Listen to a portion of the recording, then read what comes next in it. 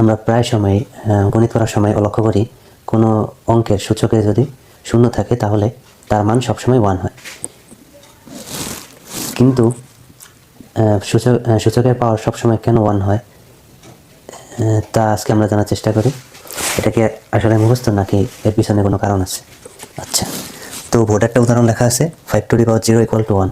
তাহলে কোনো কিছু প্রমাণ করার ক্ষেত্রে আমরা সর্বপ্রথম বাম পক্ষ ধরে নিই, তাই না? আচ্ছা, তাহলে আমরা 5 টু দি পাওয়ার 0কে বাম পক্ষ ধরে এটা প্রমাণ করার চেষ্টা করি। তাহলে লেফট হ্যান্ড সাইডে আছে 5-এর সূচক 0।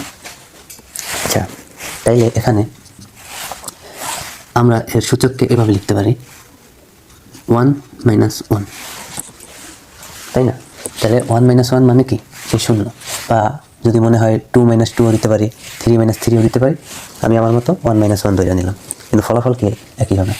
আচ্ছা, তাহলে আমরা সূচকের সূত্র অনুযায়ী জানি যদি a to the power m into a to the power n থাকে, তাহলে আমরা লিখতে পারি a to the power m plus n। তাহলে এখানে দেখুন এটাকে আমরা এভাবেও লিখতে পারি।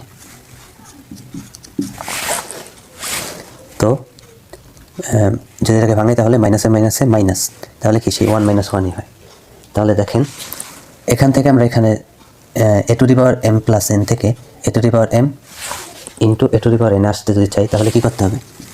দেখেন একটা বেস কাটতে হবে দুইটা, তাহলে 5 আমরা দুটো লিখলাম, আর এটার সাথে 1 থাকবে, আর এটার সাথে কি -1।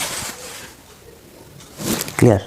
আচ্ছা, তারপর 5 টু দি পাওয়ার 1 মানে হলো কি 5, আর 5 টু দি পাওয়ার -1। আমরা জানি যদি কোনো সূচকের মান মাইনাস হয় তাহলে সূচক সহ ব্যক্তি নিচে চলে যাবে আর উপরে 1 বসবে। তাহলে যেহেতু 5 ইনভার্স, তাহলে এখানে হবে 1/5। তাহলে এই 5 কাটা, তাহলে থাকলো 1। তাহলে 1 সমান কি? এটা লেফট সাইড, এটা রাইট সাইড, তাহলে 1 সমান হলো রাইট হ্যান্ড সাইড। তো আমরা খুব সহজেই জানতে পারলাম কোনো ভিত্তির যদি পাওয়ার 0 হয় তাহলে তার ফলাফল সবসময় 1 হবে। তো এই ছিল আজকের ভিডিও। আশা করি আপনারা সবাই উপকৃত হয়েছেন। এরকম ভিডিও আরও পেতে চাইলে পেজটাকে ফলো দিয়ে রাখুন, আর ইউটিউব থেকে দেখে থাকলে চ্যানেলটাকে সাবস্ক্রাইব করে রাখুন।